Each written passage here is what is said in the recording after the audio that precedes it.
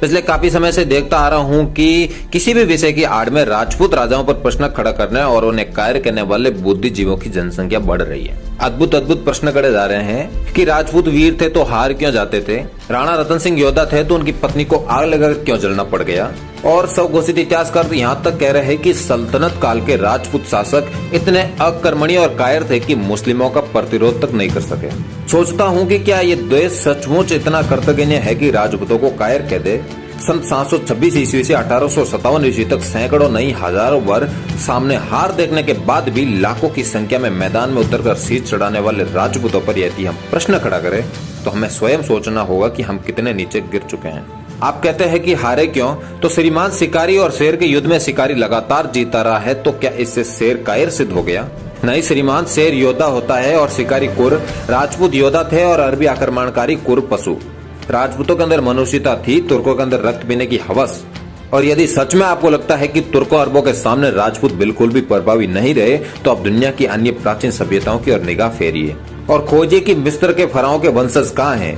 ढूंढिए कि मेसोपोटामिया की सभ्यता का क्या हुआ। पता लगाइए कि ईरान के सूर्य पूजक आर्य अब क्या कर रहे हैं। श्रीमान, इस्लाम का झंडा लेकर अरब और तुर्क जहां भी गए वहां की सभ्यता को चबा गए। वो राजपूत ही थे जिनके कारण आज हिंदुस्तान की सभ्यता और हिंदुस्तान बचा हुआ है। उन्होंने अपने सरों से तोलकर इस मिट्टी को खरीदा नहीं होता तो आप अपने घर में बैठकर ये बुद्धिजीविता नहीं बगड़ाते, बल्कि दाढ़ी बढ़ाकर ये तय कर रहे होते कि शौहर को अपनी बीवी को कितने कोड़े मारना जायज है। तनिक सोचिए कि भारतीय राजाओं से मजबूत सैन्य उपकरण अपेक्षाकृत अधिक मजबूत और तेज घोड़े और ध्वस्त कर देने का इरादा लेकर आने वालों के सामने वे सैकड़ों बार गए और शीश कटने के बावजूद लड़ते रहे। इसके बाद भी जब आप उन पर प्रश्न खड़ा करें तो क्या साबित होते हैं आप? आपको जौहर अतार्किक लगता है तो यह आपकी दिक्कत है श्रीमान, पर अपने स्वाभिमान की रक्षा के लिए आग में जल जाने वाली देवियों के ऊपर प्रश्न खड़े करने की सामर्थ्य नहीं है आपकी, क्योंकि आप तो 40 डिग्री तापमान पर भी बिजली के लिए सरकार को गाली देने वाले लोग हैं श्रीमान। जलती आग में कूद जाने के लिए मर्द का नहीं स्त्री का कलेजा चाहिए, और हार दिखा रहे युद्ध में भी कूदकर शीश कटा लेने के लिए राजपूत का कलेजा।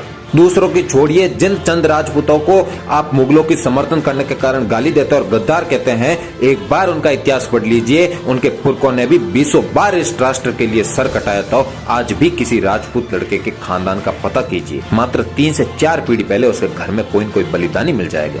घर में बैठे बैठे किसी पर भी उंगली उठाई जा सकती है श्रीमान, पर राजपूत होना इस दुनिया का सबसे कठिन काम है।